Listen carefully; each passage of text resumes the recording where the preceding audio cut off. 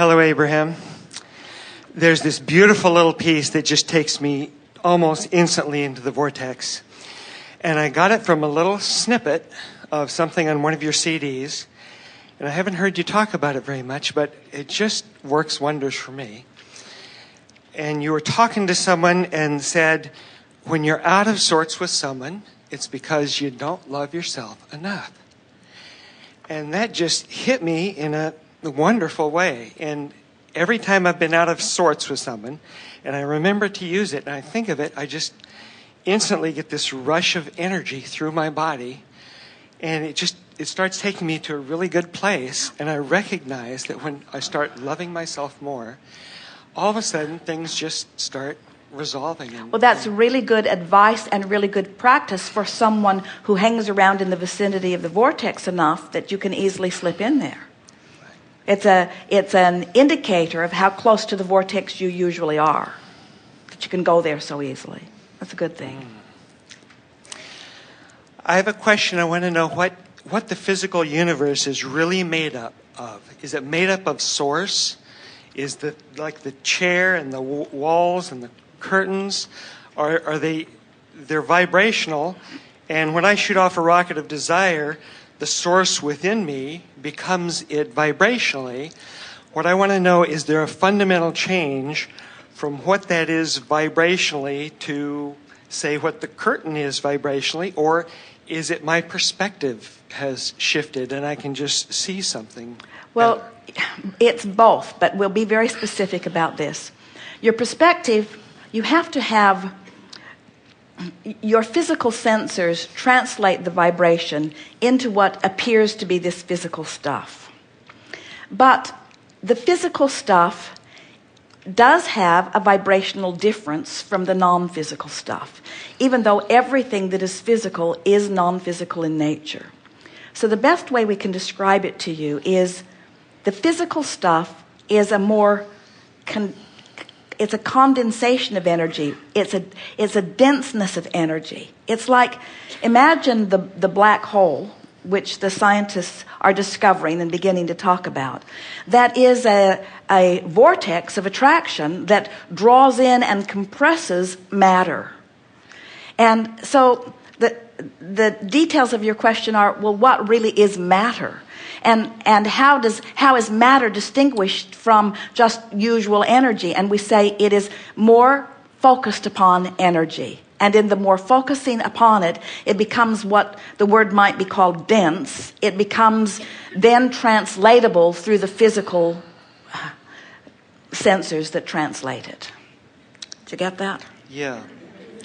So if the stuff around us, if it's made up of source, is everything source? Well, everything is source. But everything is source. But you were asking about the distinction between what is source that is physical and what is source that is non-physical. Right. And it's just a more specific attention. More specific, longer attention to the specifics of it. When you're born into this time-space reality, it's a platform that's been here. And because it's been here, and the continuum of focusers and thinkers and livers and knowers of what they don't want and therefore knowers of what they do want, because the continuum of all of that thinking is constant, then the place and the space holds its substance. Let's look at it in this way.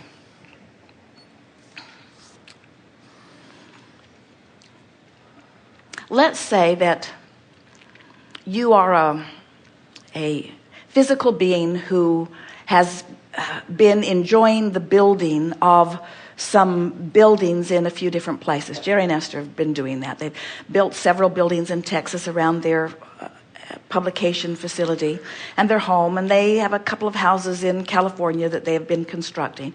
So they understand the gaining of an idea and the gathering together of the people and the resources in order to construct the buildings.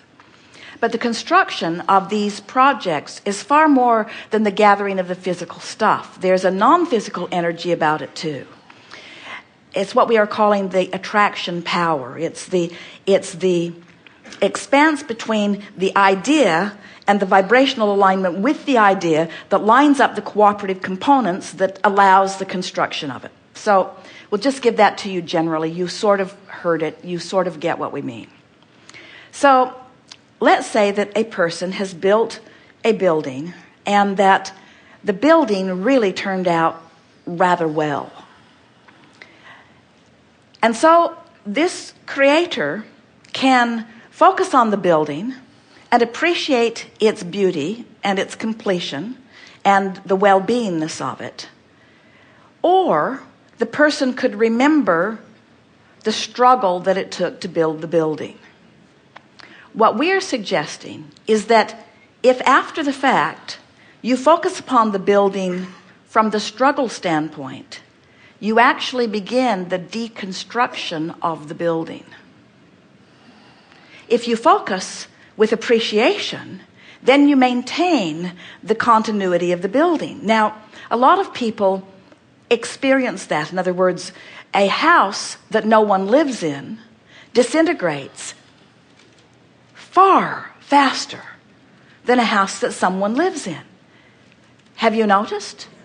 Because the attention to something adds to it, and the positive attention to it adds to it positively. The negative attention to it adds to it negatively. So what we are saying here is that this person who has built this building, who is now away from the building, if they focus upon the building with appreciation, the building maintains its continuity in a much more robust way than if they remember the struggle that it took to build the building. So this is just the subject of one house. Imagine what a whole planet is like. So what we are suggesting to you is that your planet doesn't exist in its ongoing well-being and continuity because a creator who is apart from it zapped it into beingness and is now on to other worlds. It's those of you who are participating on the planet who continue to see it and choose from it and put more things in the vortex. It is that attention to it that causes the materialism of it, that causes the density of it, that causes the reality of it. It's the focus of those like you who are participating on it at this level of creation. You get what we're talking about? Right. Mm-hmm.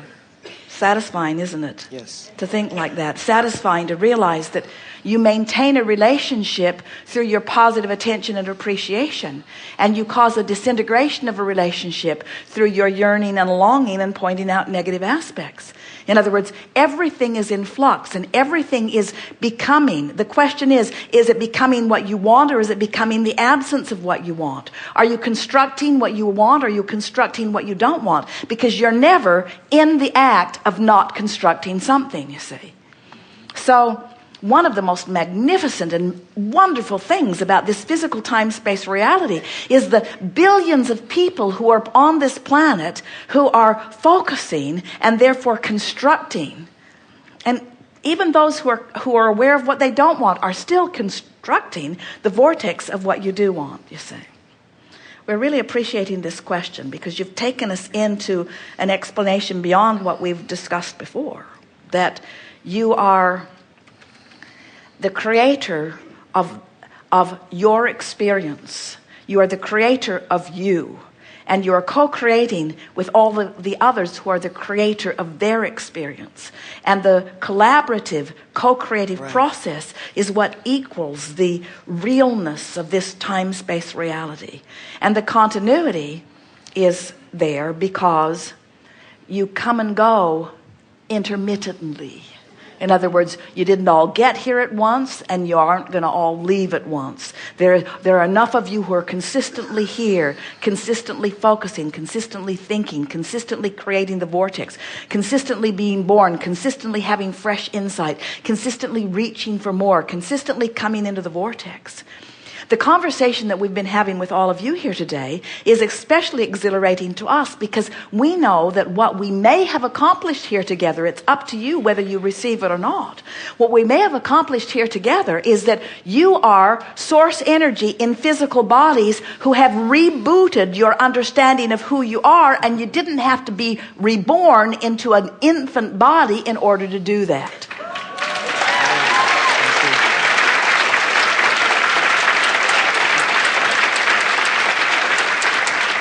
In other words, you are refreshed back to the beginning of that which you are. Your computer has been defragmented. The clutter has been cleaned from it. You have been rebooted and restarted. You've sort of been reborn vibrationally. And you are now feeling closer to the wholeness of what you felt when you first got here, only you don't have to learn how to talk and learn how to walk and learn your place. Now you can start from right where you are, through looking at life through these fresh new eyes, experiencing it from your newfound point of attraction. And as soon as today, you may be noticing it already, as soon as today, everything that interacts with you is interacting with you in a different way because of the shift that has taken place in the vibration that is you. In other words, you are not the same as you were when you walked in the door. You are not the same. You're not even close to the same. And everything will be evidence of that shift.